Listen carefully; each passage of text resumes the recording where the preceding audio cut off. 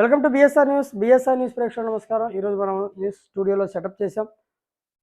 Morning news చేసి చదివేటటువంటి ఏర్పాటు చేసాం. స్క్రీన్ మీద మన రకరకాల ఉదయాన్నే వచ్చే తెలుగు న్యూస్ పేపర్లను డిస్ప్లే చేసి వాటిని చదివే ఏర్పాటు సెటప్ అనేది చేయడం జరిగింది. అలాగే every day morning news paper analysis కోసం నాతో పాటు పుర ప్రముఖులు, అలాగే సామాజిక స్పృహ కలిగిన వాళ్ళు, ఇంకా యువకులు, ఉత్సాహవంతులు న్యూస్ పేపర్లో జాయిన్ అవ్వచ్చు. న్యూస్ పేపర్లో జాయిన్ అవ్వాలంటే ఆ స్క్రీన్ మీద కనిపించే నెంబర్కి మీరు కాల్ చేసి వాట్సాప్ చేసి మా దగ్గరికి రావచ్చు. ఉదయాన్నే ప్రతిరోజు 10:30 వరకు కూడా మార్నింగ్ 6 to 10:30 వరకు 4 hours వరకు నాన్ స్టాప్గా న్యూస్ ఛానల్కి సంబంధించి న్యూస్ పేపర్ అనాలిసిస్ జరుగుతుంది. న్యూస్ పేపర్ అనాలిసిస్లో ఎవరైనా జాయిన్ అవ్వచ్చు. మరి చూస్తూనే ఉండండి బిఎస్ఆర్ న్యూస్. ఈరోజు మనం చూద్దాం పేపర్లు పరిస్థితి ఏంటి, ఈరోజు ఏ పేపర్ మనం చదవబోతున్నాం. జస్ట్ ట్రయల్ వెర్షన్లో ఒక పేపర్ మనం చదవబోతున్నాం. ఏంటి అంటే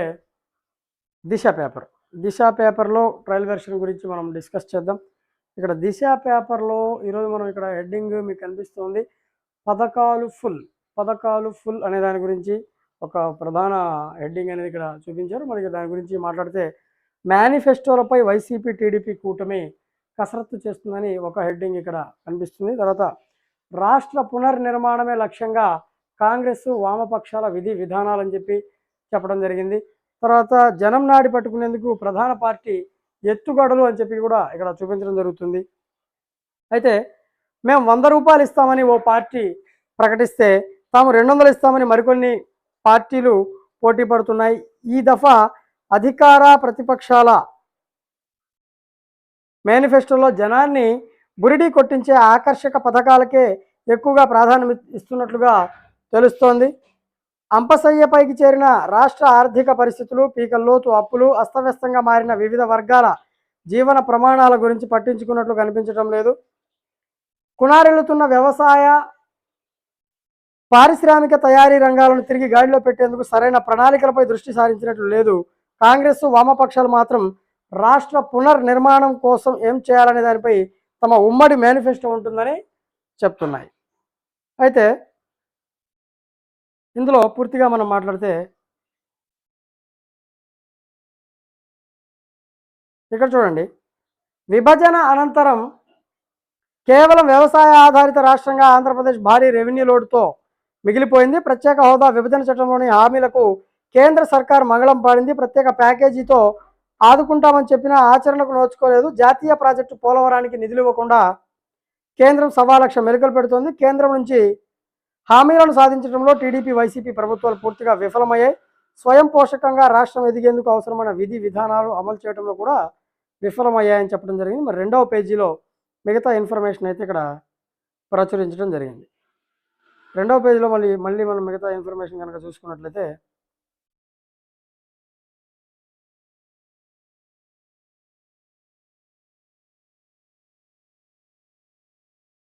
చూడండి, 2వ పేజీలో పథకాల ఫుల్కి సంబంధించినటువంటి టాపిక్ మనం కంటిన్యూషన్ చేసి చదువుతాం.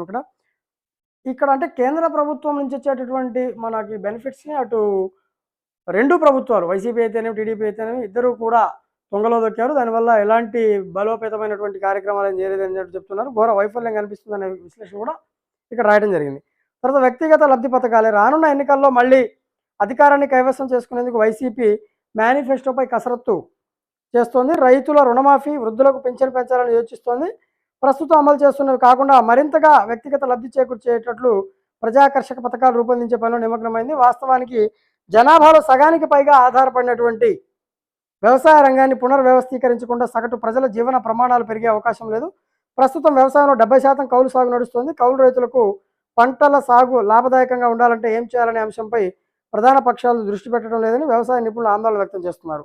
ప్రభుత్వాలు అందించే ప్రోత్సాహకాలు ఏవైతే ఉన్నాయో అవి కేవలము భూ యజమానులకే పరిమితం అవుతున్నట్లుగా కూడా ఇక్కడ వెల్లడిస్తున్నట్లు చెప్పారు.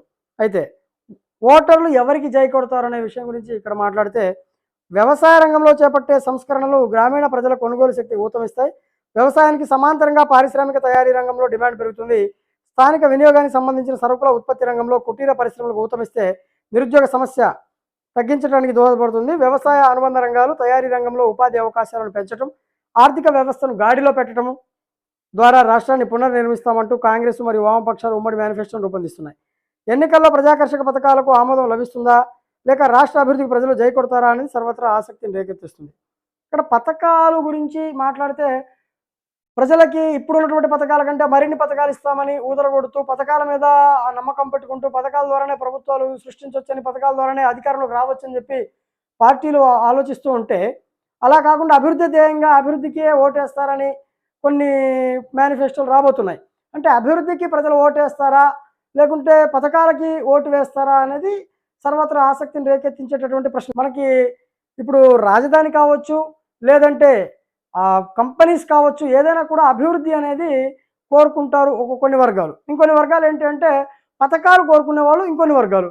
అభివృద్ధి జరగడం అనేది అది అభివృద్ధి జరిగే టైంకి జరుగుతుంది. కానీ పథకాలు ఉంటే ప్రస్తుతం ఎవరికి వారు వ్యక్తిగత లబ్ధి పొందొచ్చు. వ్యక్తిగతంగా, కుటుంబ పరంగా, ఫ్యామిలీ పరంగా, రూరల్ ప్రాంతాల్లో, గ్రామీణ ప్రాంతాల్లో ఉన్నటువంటి వాళ్ళందరూ కూడా లబ్ధి పొందొచ్చు అనేది వీళ్ళు అనుకుంటూ ఉంటారు. పథకాల ద్వారా వచ్చేటటువంటి లబ్ధి గురించి ఆలోచించేవాళ్ళు. మరి అభివృద్ధి గురించి ఆలోచించే వాళ్ళు కూడా ఉన్నారు. సో మొత్తానికి అభివృద్ధికి ఓటేస్తారా? లేకుంటే పథకాలకే ఓటేస్తారా అనేది వేచి చూడాలనేది ఈ దిశ పేపర్‌లో ఈరోజు మెయిన్ పేపర్‌లో ఉన్నటువంటి సారాంశం. చూస్తూనే ఉండండి బిఎస్‌ఎన్ న్యూస్. Thank you.